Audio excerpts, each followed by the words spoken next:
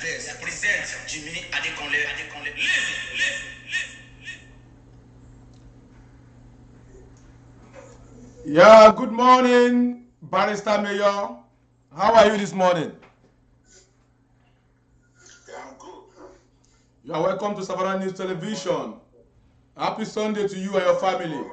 All over the world, happy Sunday to Savannah News and the world in general. Thank you very much. Thank you for being with us this morning, this Sunday morning.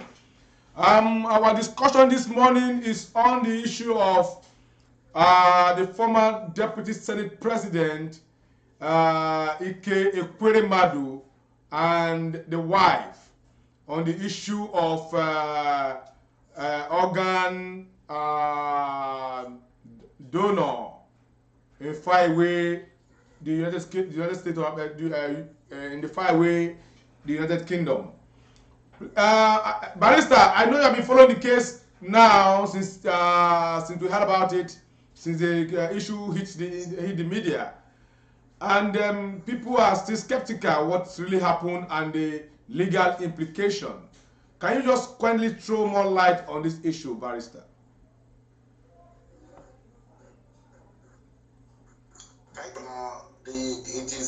It was formerly like a story, and when we had it, we just thought it's one of those stories that people just normally concoct and either to malign the person of Senator Ike Ekweremadu. But when, as a lawyer, we need to make sure we do our findings. And when it was reported at the international television and the court session was shown, it was then that it was done on us that it is a prima facie case of what's it called? They call it trafficking, child trafficking, and they say kidney transplant. And if that is the case, since we have been following it up, it is a bilateral case, as in a case between two nations, where Nigeria is involved and the United Kingdom is involved as well. And in a case like this, the United Kingdom will do their own part of it, while Nigeria will do its own part of it. But from the documents we gathered, the boy in question, we have issues about his age. One document is claiming that the boy is 15, while another document is claiming that the boy is 17 or above. And nonetheless, what matters here is, as the boy at the age with which such operation can be covered on him, that's number one. Number two, that's supposed to come even before number one is Ekweremadu doing a legal thing. All these things, were they done legally? Were they done legally? Did he get the approval? Where did he get the boy from? Is the boy from a motherland? Is the relation? How did he get to this level? And is the embassy aware of the reason or the purpose for which the boy is being taken to United Kingdom? All these facts are available. We have avalanche of facts that are supposed to corroborate each other before we can say that Ekweremadu is acting illegally, or is acting legally, or is trying to be faster than the law. And I want to believe when these arrays of facts are brought together, that is when we now begin to talk about it. But as it were, the British government have arraigned them before the court. And I know the British government cannot do anything in isolation as far as the matter is concerned. They have to do their findings from Nigeria. Who is the doctors does he have? who is his father, who is his mother, what is the relationship between Ekweremadu and the boy, David Uke, or I think, and how did they meet him? If he was taken from a motherless home, was it properly? In fact, the motherless home, I don't think they have to release the child, not the mother does, to release her child for a kidney transplant. And that is the legal aspect of it.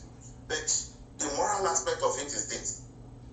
Why is it that it is the children of the masses that always receive this? The Ekweremadu family is about, there's a family of about 6. He has 4 children. And the wife and himself, they are 6. How come none of the family member is ready to donate his or her kidney for this girl in question? That it has to be a child of the downtrodden that has to suffer it. These are very pertinent questions that needs $100 million answers. Yes, barrister. Yes, but you are aware that Ekweremadu has PhD in law, which we have to rule out ignorance in his attitude, because we know. Ignorance is not an excuse in the law. Yeah, in the law court. Because he ought to know the operational system of the UK and that of Nigeria, and this one boils to the fact that Nigerian system is questionable, because this little boy is having a passport that states that he was born 21 years ago, and now it seems the boy said he's not up to 21. And how come that he obtained an NIN? He has an NIN number. So this brings to question our system in Nigeria. Don't you think so? Obtaining an NIN certificate or paper in Nigeria does not preclude anyone of any state, any age. NIN is expected to be procured by everybody as soon as you are of age one year. Oh. My children have now. This boy under the law is qualified to obtain NIN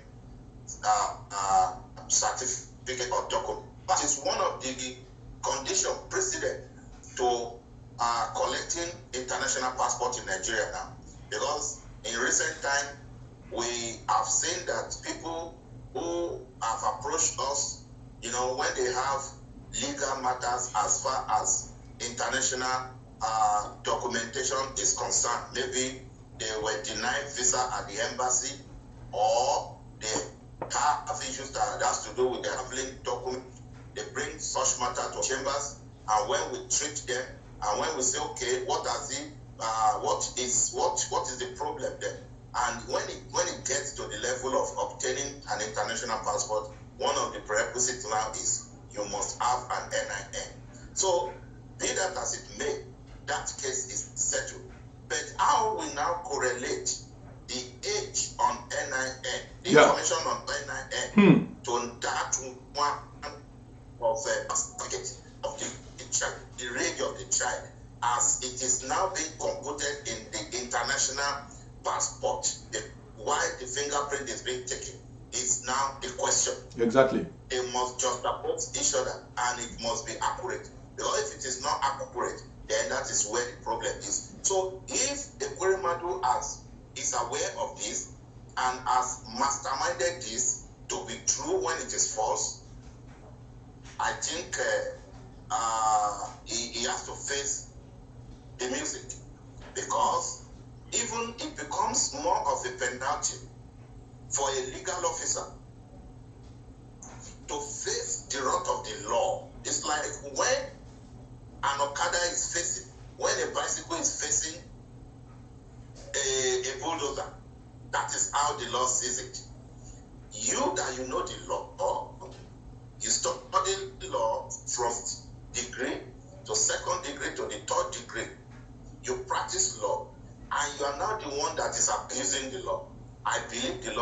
will abuse you more than the way you have abused the law. Yeah. It's different from someone who is only educated, who is only lettered, but is not learned. But you are learned. I want to believe the law will not take an excuse to deal with you mercilessly. Barrister, we are having different stories about this boy in the UK. One, they said when the boy arrived UK, he was and they now realize that it's not, his age is not, that his organ cannot fit into the ladies whatever. That is one scenario. Second scenario was that the guy refused to be I mean, he refused his organ to be used. Now that this now brought to the question that does it mean that Deputy Senate President Ekweremadu did not even do his due diligence on the boy to know that the boy is fit to donate organs to the daughter before even processing his traveling from Nigeria to UK? Maybe I should help you to ask that question before I answer it. I think what we should be thinking, or what we should ask here, let me help you, is that Ekweremadu, does he know what it takes to donate an organ for another person for a transplant? If he does, can a man donate for a woman? If the answer is yes, at what particular age can another person donate an organ for another person? Another question is consent. Does it have to be the consent of such person alone? Does it not require the consent of the custodian of such person? Who are the fathers and mothers of this child? If not, where did they see this child? Who were the guarantors? Was this guy just brought up, or was it taken from a motherless home? Does the motherless home have power to give a child who is under the care to another person to go and remove the organ? A child who has lost all that is supposed to do to raise itself as a father and mother. Does any motherless home have such right, when we know quite sure that when a child is even being adopted, when you adopt a child, there are many documents that has to be signed before you have to take the child, and when you take the child, you have to return, you have to bring the child back. They need to visit and know how the child is being taken care of. How it is very. So it's a question I have to ask. Me now, take it one. Who is the father and mother of this child? We need to know how Ekweremadu met this child, so that it will not just be, because it can be termed to many things. Maybe the child in question has been induced with money, or this child has been enticed, or this child has even been drugged. It can be partial. Who is this child? Does he have the mental capability, the capacity to understand what it means to tear his stomach and bring out one out of it, two kidneys, and give it to another person? That is 2. 3, we need to ask, what is the relationship between Ekweremadu family and this boy?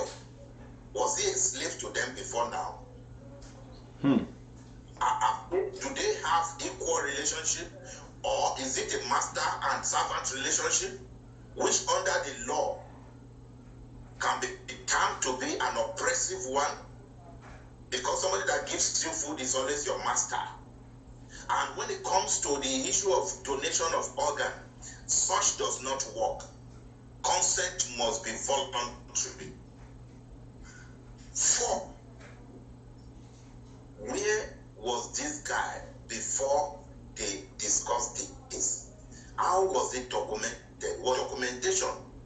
okay, did they do due diligence of documenting this, either through the family if the parents are alive, or through such motherless home? And the motherless home that we are talking about, if that is the case, to give a child to another person, because that's not the reason why you are keeping a child in a motherless home. You are keeping a child in a motherless home for the person to be better, to be taken care of the way the father and the mother, the supposed father and mother, will have taken care of such a child. It's not by trading in the child, using him or her for child trafficking. All these questions are there. All these questions are there to be answered. Yeah. We have to lay it bare, and answers have to be provided for those questions. Yeah, Barrister, it seems that the Ekweremadus decided to use a shortcut because naturally negotiating for a very high sensitive medical issue like organ donation should have involved an expert, a medical expert, a consultant for that matter.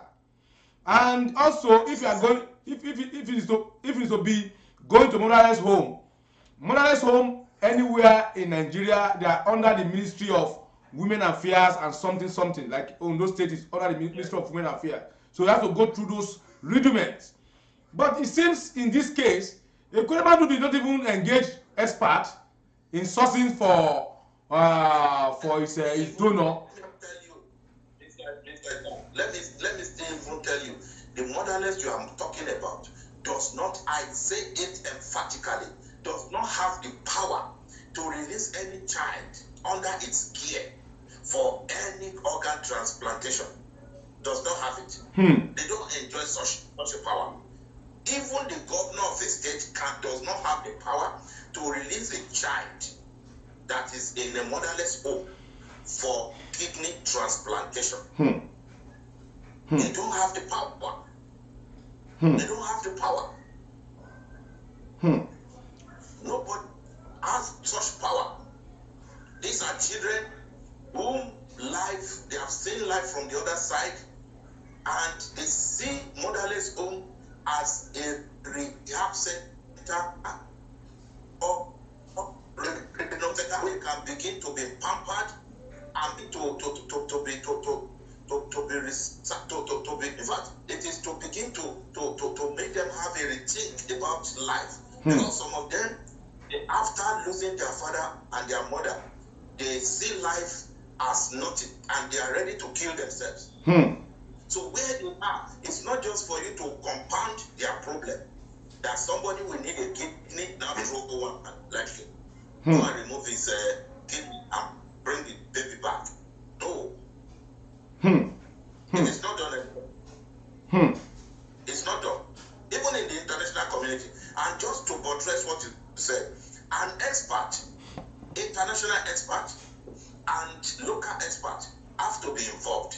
Because before this boy is taken away from Nigeria, he must have been certified. An expert, medical expert. There must be correspondence of documents. It's like you are taking somebody from here now to University of Apollo in India. Yes, we have done it before. One of my relations had was involved in an accident. The bone got broken. Before we could take her from Nigeria down to India, we had correspondence, a referral letter here that have the doctor that have examined the extent of the damage, did everything and sent it. Until then, that was when they now sent it back, and that was what we used to obtain visa in Nigeria, in Indian embassy in Nigeria, until that woman was taken away. So it has to do with two medical experts in Nigeria and over there that this boy is fit, and before such thing can be done, there must be letter of an agreement. Yeah. There must be an accord. Yeah, Barrister, let me come in here. Must if the child must be somebody who understands what is going to do. If he doesn't understand, somebody must stand in for the child. Yeah, Barrister. Yeah, Barrister. Let me come in here. Don't you think that the Deputy Senate President has used his power of his prisoner of office as being a former Senate President to breach some protocols? Because yes, we saw a letter he wrote to the VFS, who are the people arranging for UK visa in Nigeria, and that's the only document we saw. But he stated there that the guy is going for kidney transplant, whatever. Is he supposed to be the one to have written a letter of that magnitude to VFS office? Why not a medical expert in Nigeria? Yes. Don't you think that he has used his office to breach some protocols in getting things done smartly, as in falsifying some documents and all those stuff? Don't you think so? Even far beyond that, Nigeria is a country where human life, as sacrosanct and as sacred as it is supposed to be, it's not to some of these government officials. Custodian of the law, lawmakers, lawyer.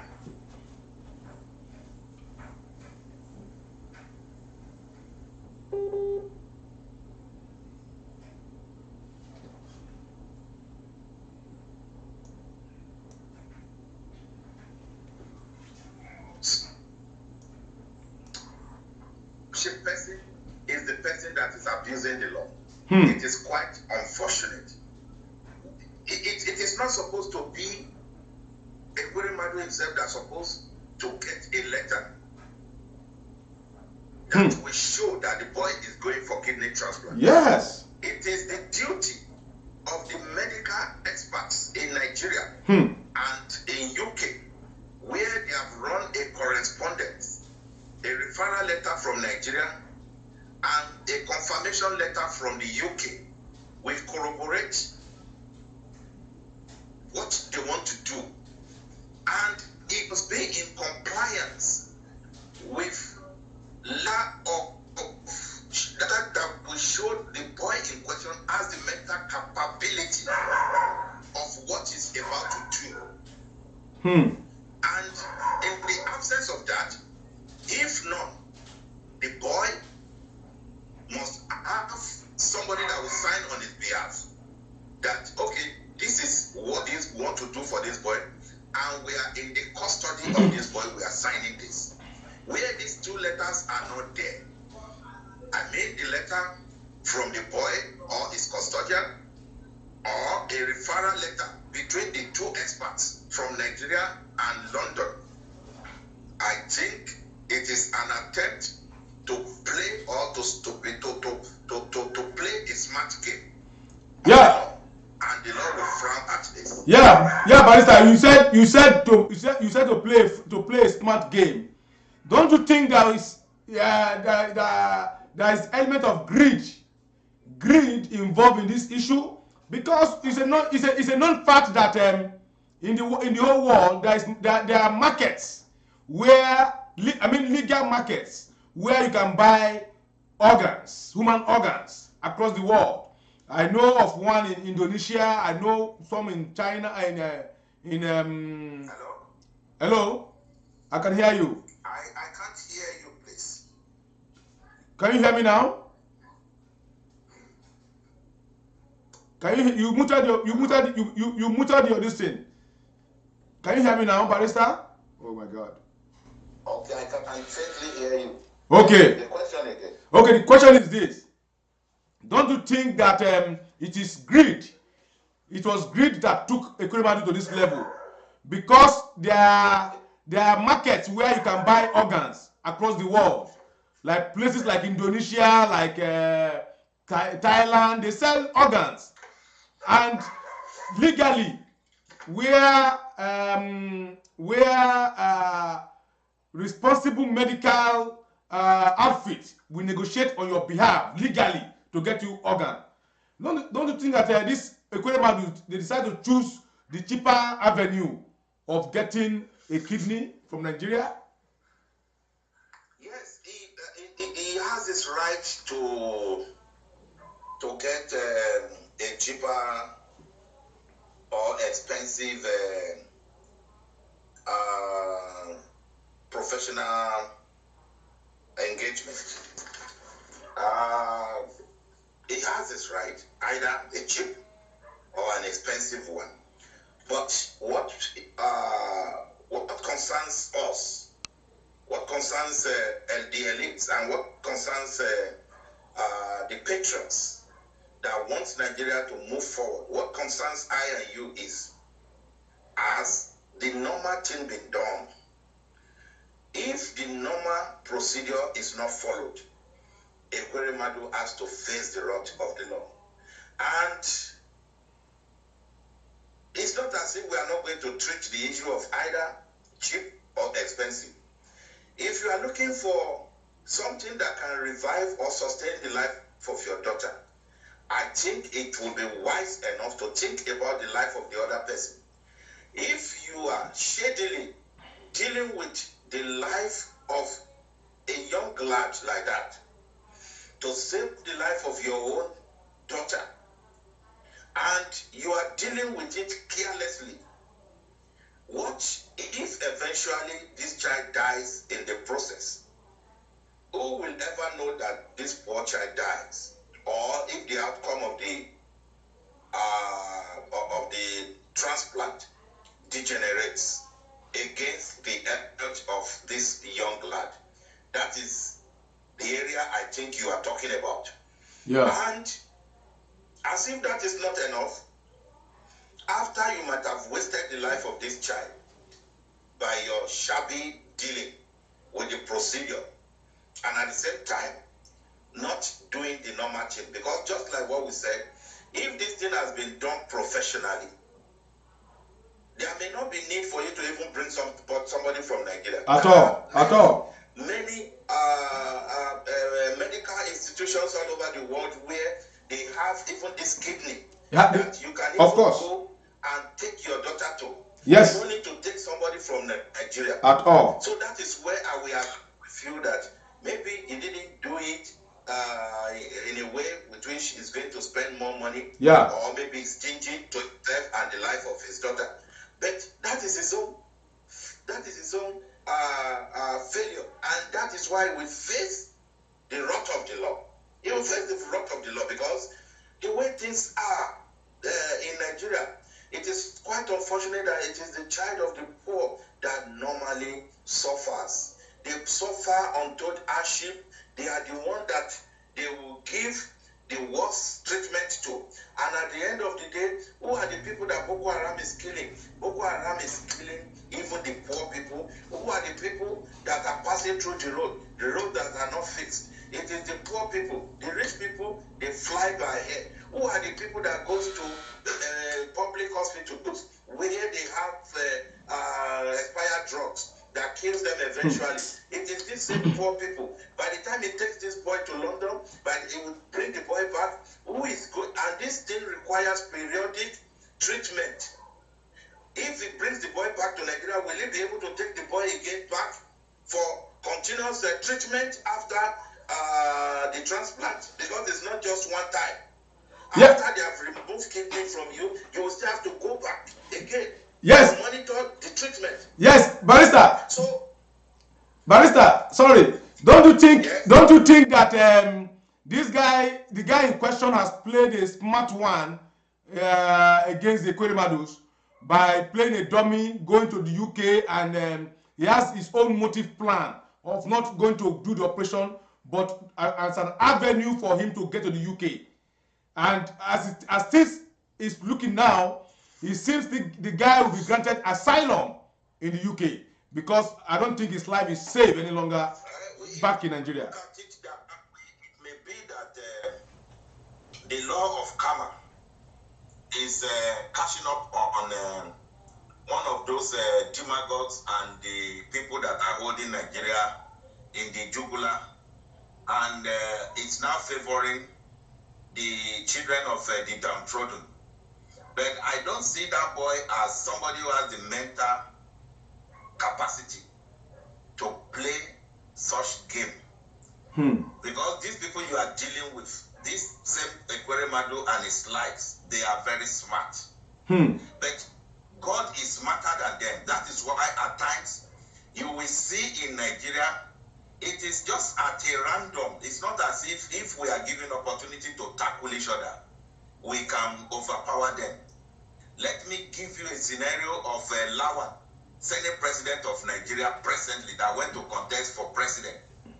And after losing, he want to eat his cake and have it. A poor man stood and took it. He said, nobody can change his name. You want to think it's by the calculation of that man. It's not by his own calculation. It is by the calculation of God Almighty, where is most supreme and more supreme than every antics of these wicked ones.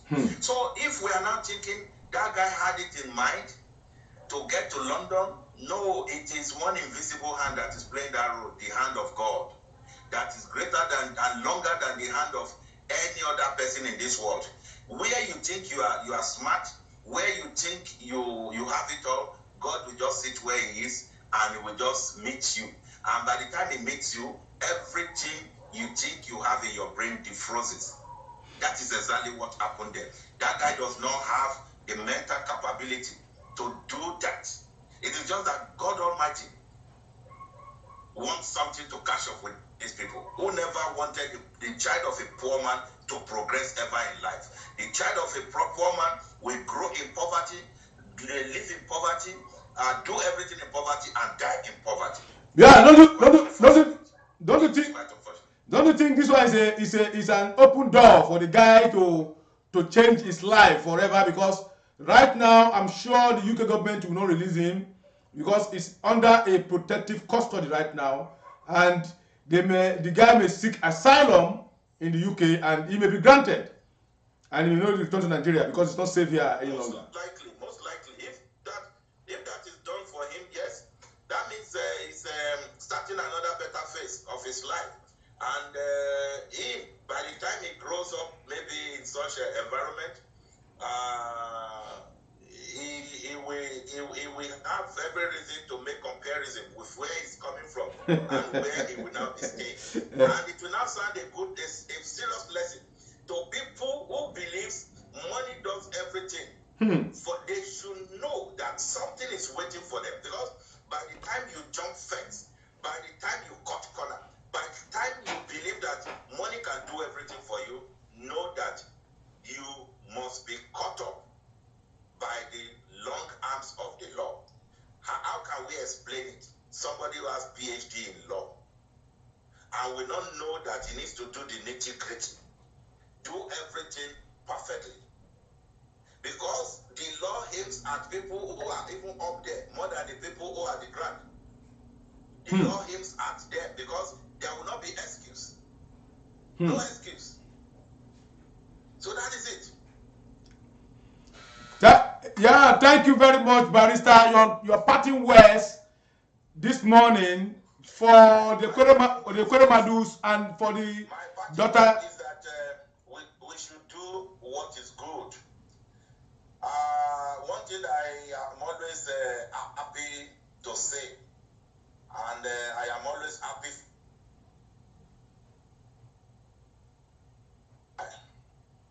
No matter how famous, no matter how influential, no matter how powerful you are, you will die. The only rent we pay for living is service. Serve human being, serve God.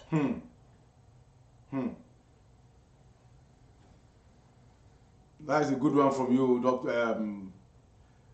That is a good one from our guest this morning. Time you do what right, by the time you do what is right, you are shedding weight of the obesity of what you don't need, and all these things will live after you.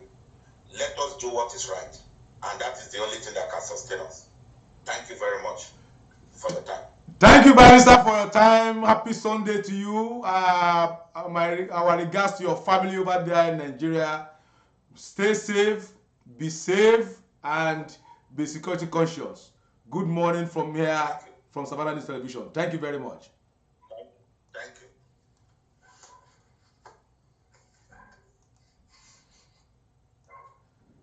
Yes, we just finished talking to Barrister Mayor Olufemi Mayor, a legal practitioner from Ondo State, and a social commentator. He has thrown more light on the issue of the Equirimados.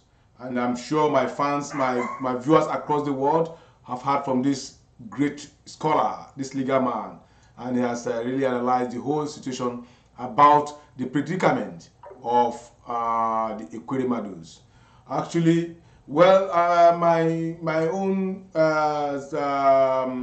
prayer is that the girl in question, Sonia, should help should come for her quickly, irrespective that the parents are in a deep, serious mess.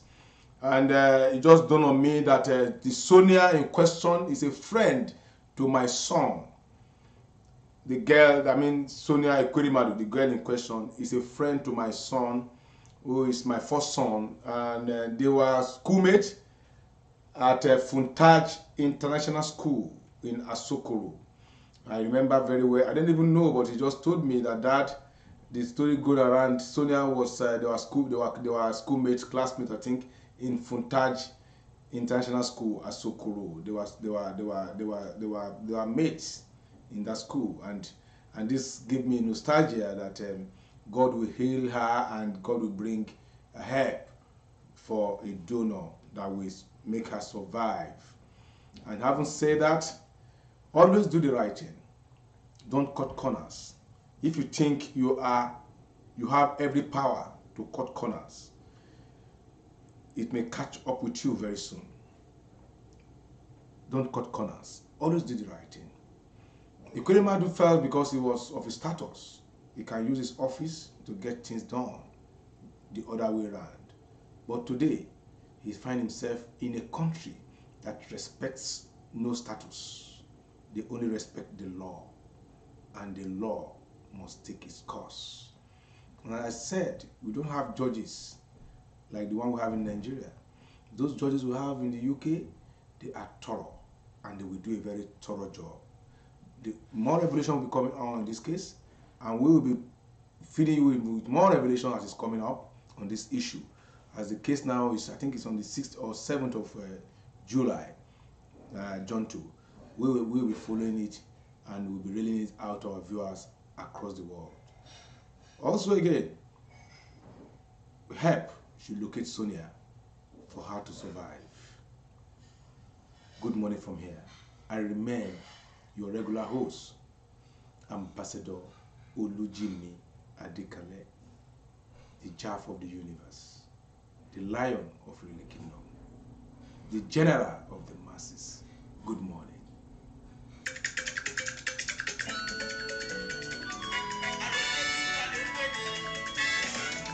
This is for Savannah News.